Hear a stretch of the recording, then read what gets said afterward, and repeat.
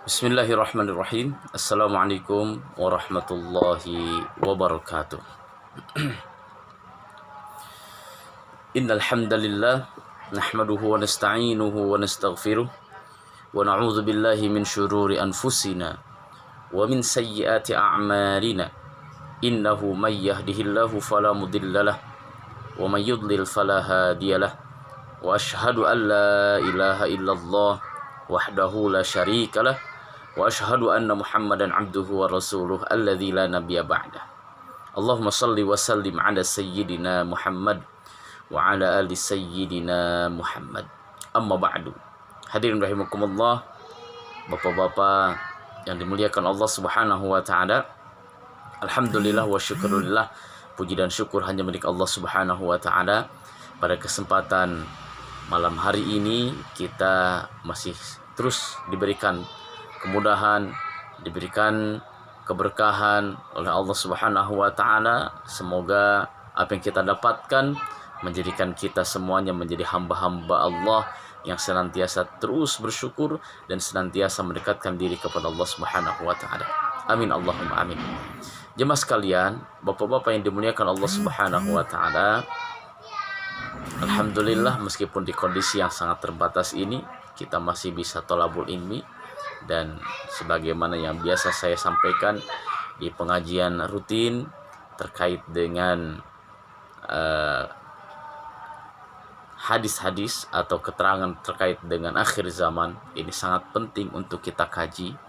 Kenapa demikian? Yang pertama adalah agar kita tahu dan semakin paham perjalanan tahap demi tahap, langkah demi langkah, kemana sebenarnya yang akan kita tuju. Ada sebagian orang yang berpendapat bahwa sebenarnya hidup kita ini berakhir sampai kita meninggal dunia. Tetapi bagi seorang muslim, pendapat seorang muslim adalah meninggalnya kita di dunia ini adalah masa peralihan dari kehidupan dunia menuju kehidupan akhirat. Perjalanan dunia adalah perjalanan di mana kita menanam amal-amal kebaikan yang hasilnya akan kita panen nanti kelak di yaumil akhir. Oleh karena itu, hadirin rahimakumullah, kita mengkaji akhir zaman. Kita mengkaji perjalanan di akhir zaman sampai kepada akhirat. Ini adalah merupakan sebuah keniscayaan bagi kita semuanya, agar kita semakin yakin, seyakin-yakinnya bahwa akan adanya hari akhirat, akan adanya hari pembalasan, di mana di yaumil akhir kita akan mendapatkan dua kemungkinan. Apakah kita akan mendapatkan rahmat Allah atau kita akan mendapatkan laknat Allah Subhanahu wa taala. Waliyadzubillah, kita harus berlindung kepada Allah dan kita terus memohon agar kita senantiasa mendapatkan rahmat Allah Subhanahu wa taala, sehingga kita mendapatkan surga Allah Subhanahu wa taala yang penuh dengan kenikmatan. Hadirin rahimakumullah, bapak-bapak yang dimuliakan Allah Subhanahu wa taala, berkaitan dengan rahmat Allah, berkaitan dengan kasih sayang Allah, ini sangat perlu untuk kita minta. Ini sangat perlu untuk kita dapatkan. Kenapa demikian? Karena rahmat Allah Subhanahu wa taala Allah berikan di 3 tempat selama kita di dunia, kemudian yang kedua ketika kita di alam barzakh, dan yang ketiga adalah ketika di yaumil akhir untuk mendapatkan surga Allah Subhanahu wa taala. Jemaah sekalian yang dimuliakan Allah Subhanahu wa taala, ketiga rahmat ini sangat perlu untuk mendampingi hari-hari kita semuanya, baik ketika di dunia, di alam barzakh, kemudian nanti di yaumil akhir. Kenapa demikian? Karena dengan rahmat Allah Subhanahu wa taala kita akan diberikan kemudahan. Dengan rahmat Allah Subhanahu wa taala kita akan mendapatkan keberkahan. Dengan rahmat Allah Subhanahu wa taala kita akan mendapatkan ampunan dan kita akan mendapatkan surga Allah Subhanahu wa taala.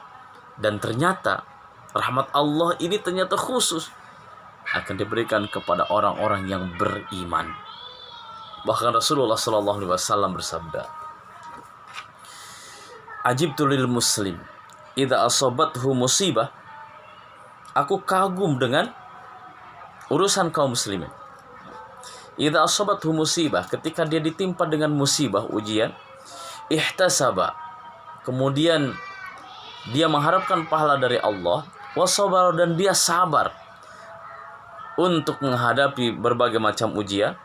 Wa idza asabahu khairun hamidallah wa syakar, dan ketika ujian itu datang berupa kebaikan, ujian berupa kebaikan, kemudian hamidallah, dia mengucapkan hamdalah, dia memuji Allah, wa syakara, dan bersyukur kepada Allah Subhanahu wa taala. Innal muslima yu'jaru fi kulli syai'in.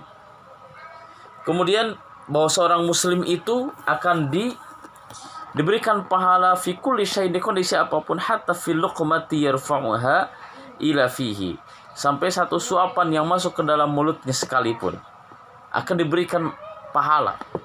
Ya, setiap apa yang masuk ke dalam mulut kita, satu suap, maka kita akan mendapatkan pahala jika ditempatkan dengan yang benar. Kita makan satu suap nasi, kemudian kita mengucapkan ini adalah rezeki dari Allah dan kita syukuri, maka itulah yang akan mendapatkan pahala dari Allah Subhanahu wa taala. Hadirin rahimakumullah. Bapak-bapak yang dimuliakan Allah Subhanahu wa taala, ini luar biasa ya. Ketika mendapatkan kebaikan kita bersyukur, ya, kita bersyukur, dan ketika kita mendapatkan ujian berupa keburukan, kita bersabar, dan ini pun akan mendapatkan kebaikan dari Allah Subhanahu wa taala. Hadirin rahimakumullah. Kita adalah seorang manusia. Manusia enggak luput dari kesalahan, manusia enggak luput dari dosa. Tetapi dengan rahmat Allah, lagi-lagi dengan rahmat Allah Subhanahu wa taala, khusus bagi orang yang beriman, ya, wa yadrauna bil hasanati sayyi'ah ulaika lahum uqban nar, dan mereka yang menolak kejahatan dengan kebaikan, orang-orang itulah yang mendapatkan tempat kesudahan yang baik. Ya, ada kejahatan kemudian dibalas dengan kebaikan, dia akan mendapatkan kesudahan yang baik. Dia akan mendapatkan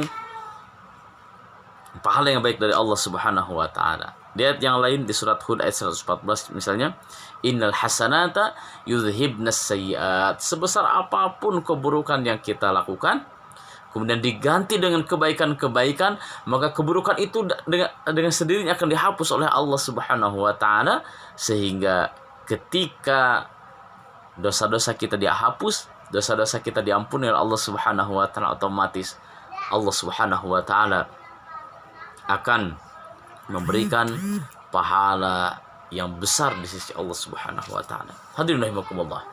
Bapak-bapak yang dimuliakan Allah Subhanahu wa taala, ini bagi orang yang beriman. Oleh karena itu rahmat Allah itu betul-betul kita harapkan. Rahmat Allah itu betul-betul kita butuhkan. Kenapa? Kita hidup usia kita terbatas. Amal soleh kita juga sangat terbatas, kemampuan kita sangat terbatas, ilmu kita sangat terbatas. Kalau kita bandingkan apa yang kita miliki dengan surga Allah Subhanahu wa taala yang sudah Allah sediakan, nggak ada apa-apanya, gitu ya.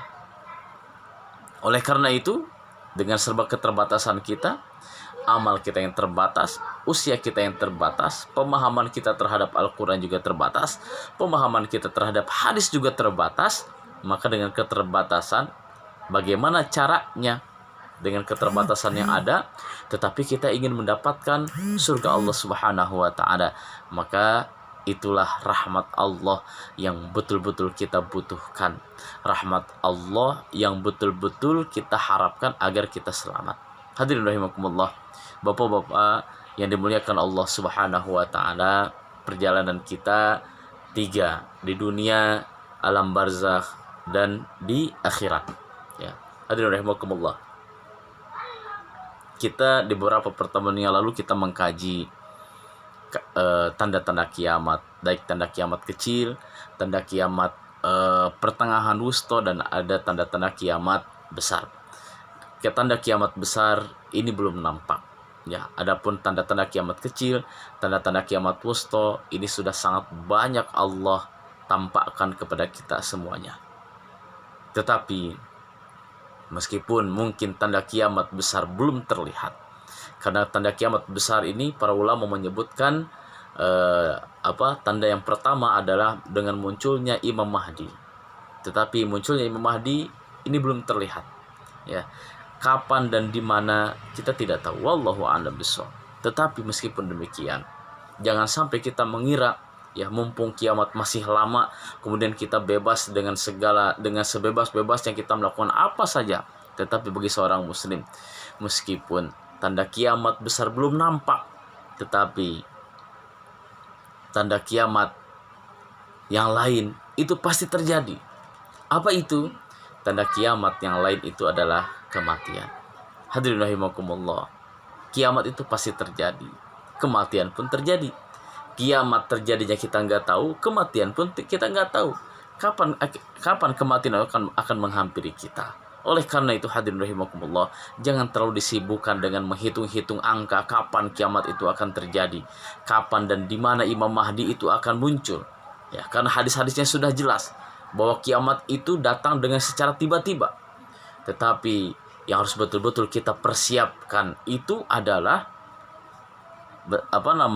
yang harus betul-betul kita persiapkan itu adalah ketika kematian itu datang kepada kita semuanya. Kenapa demikian? Jemaah sekalian yang dimuliakan Allah Subhanahu wa taala, kematian datang tidak menunggu kiamat besar. Kematian itu datang tidak menunggu tanda kiamat kecil, tanda kiamat besar itu datang dulu. Tetapi kematian itu datang ketika memang jatah usia kita sudah selesai. Oleh karena itu hadirin rahimakumullah, ya. Oleh karena itu apa yang harus betul-betul kita kuatkan? Yang harus kita kuatkan itu adalah bagaimana kita menghadapi kematian. Jemaah sekalian yang dimuliakan Allah Subhanahu wa taala, agar kita selamat di dunia, selamat ketika proses dicabutnya ruh kita oleh malaikat Israel, juga diberikan kemudahan. Kemudian kita pindah alam dari dunia ke alam barzah, kita pun mendapatkan kemudahan. Begitu juga ketika nanti kita dibangkitkan lagi oleh Allah Subhanahu wa taala, dikumpulkan di padang mahsyar untuk menentukan apakah kita selamat atau tidak. Maka yang harus betul-betul kita persiapkan dan kita minta kepada Allah Subhanahu wa taala itu adalah rahmat Allah Subhanahu wa taala. Bagaimana caranya? Rahmat Allah Subhanahu wa taala itu akan datang dengan kita betul-betul memaksimalkan usia kita, memaksimalkan kesempatan kita untuk terus melakukan amal saleh, untuk terus melakukan amal-amal kebaikan, karena itu adalah bekal bagi kita. Bekal bagi kita untuk kita panen kelak di yaumil akhir.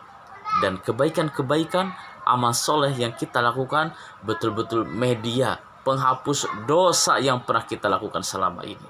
Hadirin rahimakumullah, di surat Al-Furqan ayat 70 Allah Subhanahu wa taala berfirman, "Illa man taba wa amana wa amila amalan salihan, faulaika yubaddilullahu sayyi'atihim hasanat."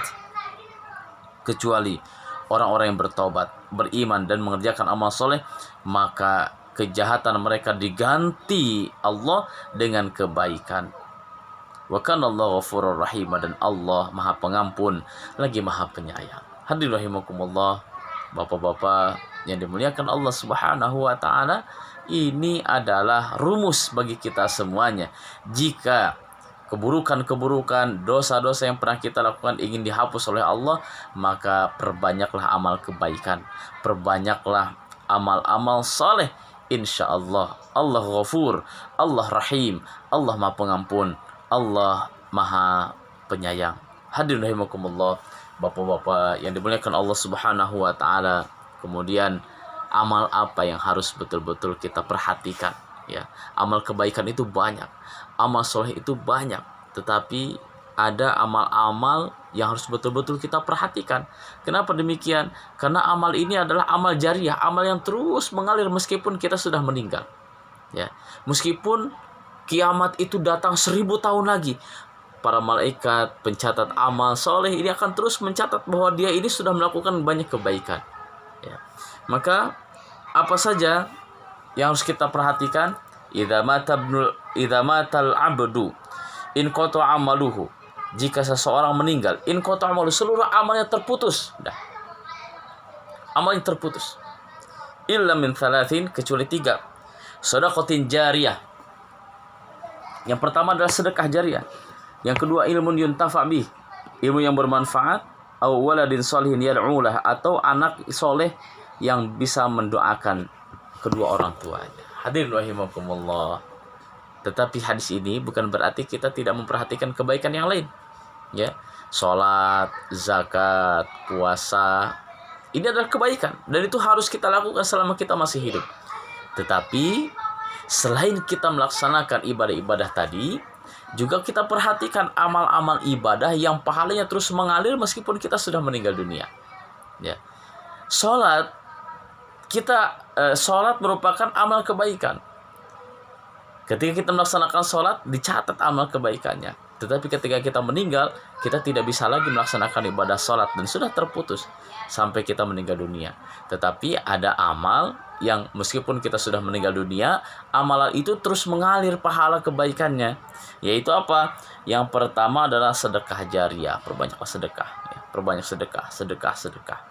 Allah Subhanahu wa Ta'ala enggak melihat besarnya, tetapi yang dilihat adalah konsistennya. Meskipun kecil, meskipun sedikit, tetapi terus rutin istiqomah, insya Allah ini akan bernilai pahala di sisi Allah Subhanahu wa Ta'ala.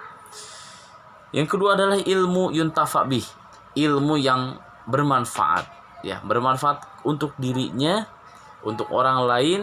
Sehingga dengan ilmu yang kita miliki, kita semakin cinta kepada Allah, kita semakin semangat untuk terus melakukan amal soleh lillahi ta'ala.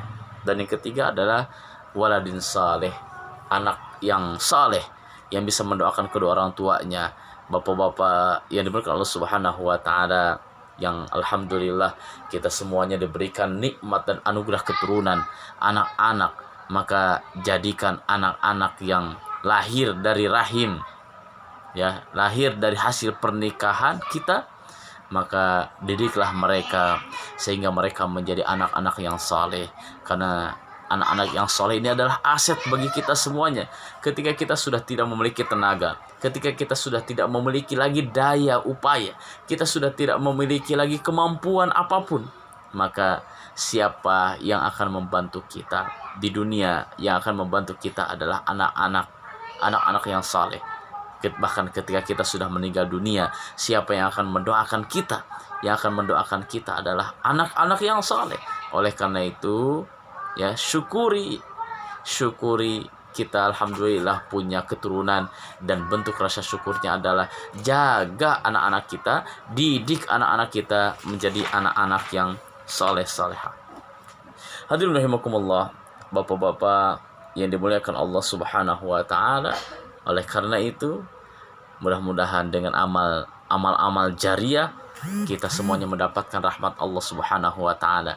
Di dunia kita mendapatkan rahmat, di alam barzakh kita mendapatkan rahmat Allah Subhanahu wa Ta'ala, dijauhkan dari azab kubur, dijauhkan dari azab di alam barzakh. Kemudian ketika dibangkitkan pun dengan rahmat Allah Subhanahu wa Ta'ala. Lagi-lagi dengan rahmat Allah Subhanahu wa Ta'ala kita akan mendapatkan ampunan Allah Subhanahu wa Ta'ala, dan kita akan mendapatkan surga Allah Subhanahu wa Ta'ala. Hadirin rahimakumullah, bapak-bapak yang dimuliakan Allah Subhanahu wa Ta'ala, ini adalah kebutuhan kita. Rahmat Allah itu adalah kebutuhan kita. Oleh karena itu minta terus kepada Allah Subhanahu wa Ta'ala, karena rahmat Allah akan menyelamatkan kita semuanya, ya, dari azab Allah, akan menghindarkan kita dari azab Allah, dari siksa Allah di dunia, di alam barzakh maupun di alam akhirat. Hadirin rahimakumullah, bapak-bapak yang dimuliakan Allah Subhanahu wa Ta'ala. Oleh karena itu, perbanyaklah doa, perbanyaklah ikhtiar untuk memaksimalkan waktu yang Allah berikan kepada kita semuanya. Perbanyak amal soleh, ya, perbanyak amal soleh, perbanyak amal-amal kebaikan, perbanyak istighfar. Itu adalah diantara cara untuk mendapatkan rahmat Allah Subhanahu wa Ta'ala. Mudah-mudahan kita semuanya, bapak-bapak, termasuk saya pribadi, termasuk hamba-hamba Allah yang mendapatkan rahmat, termasuk hamba Allah, ya, yang mendapatkan surga Allah Subhanahu wa Ta'ala. Kita sangat terbatas, ya Allah.